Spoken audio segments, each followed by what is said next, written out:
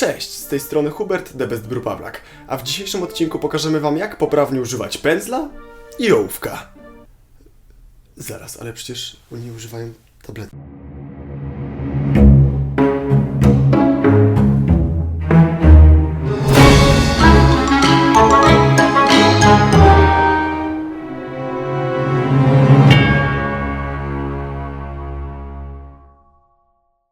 Projekt Szczur to inicjatywa Tomasza Gimpera Działowego, znanego polskiego youtubera i streamera.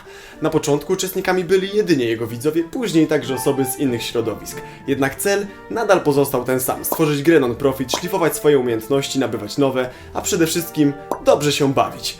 Jeśli chcesz dowiedzieć się więcej na temat przemiany programingu, zapraszamy do poprzedniego odcinka.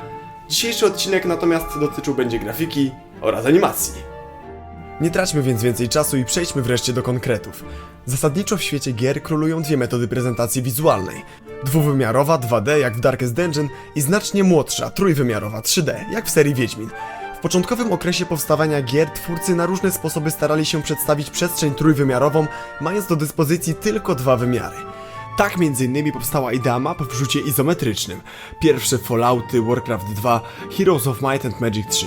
Grafika 3D zrewolucjonizowała świat gier, dając praktycznie nieograniczone możliwości kształtowania wirtualnych światów, jednocześnie mocno rozpędzając rynek sprzętu ze względu na wysokie wymagania.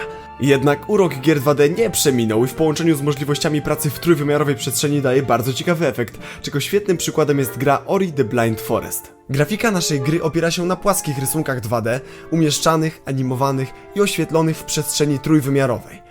Metoda taka daje możliwość połączenia swobody i wyrazu artystycznego rysowników z efektownym odczuciem głębi przestrzeni, w której porusza się postać. Każdy element gry, postacie, budynki, przedmioty jest indywidualnie opracowywany przez rysownika, dając w efekcie niepowtarzalność otoczenia. Na początku projektu naszym planem było wykorzystanie RPG Makera i jego silnika, który pozwalał na tworzenie tzw. tilesetów, zestawów prostych grafik, z których później wykonuje się mapy. Zamysł był taki, abyśmy przygotowali autorskie zestawy, dzięki czemu nie musielibyśmy używać tych bezpośrednio dostępnych w programie. Szybko okazało się, że to nam nie wystarczy i że w ten sposób nie oddamy do końca tego, co chcielibyśmy pokazać. Wtedy pojawił się pomysł rysowania digitali na podstawie poziomów wcześniej zbudowanych w RPG Makerze, do czego szybko przeszliśmy. Zamiast tilesetów zaczęliśmy rysować całe mapy. Doprowadziło to do pierwszych poważnych problemów, a mianowicie problemów z perspektywą. Ta użyta w Makerze idealną nie jest, co zostało bardzo podkreślone przy próbach odtworzenia jej na digitalach.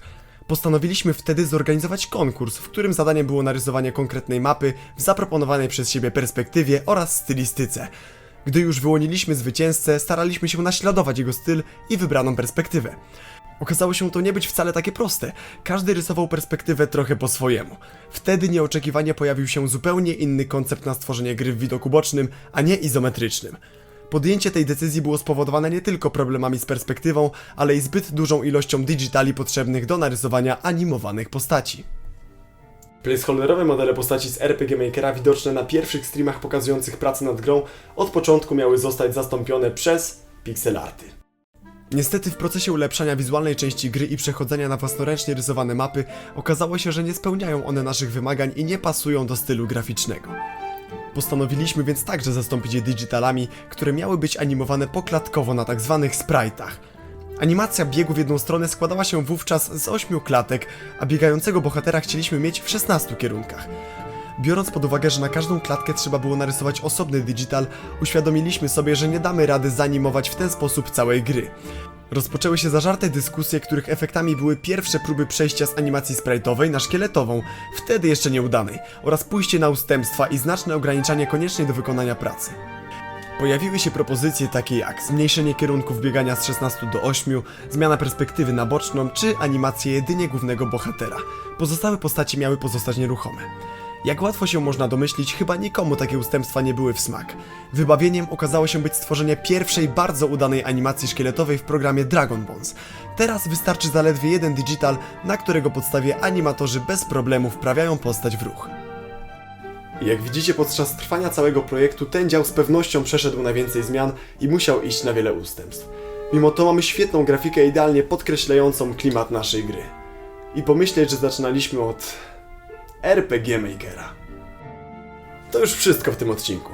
Zapraszamy do obejrzenia pozostałych materiałów kanału Basement Studios i zachęcamy do dołączenia do zespołu. Zasady rekrutacji w opisie. Dzięki, cześć!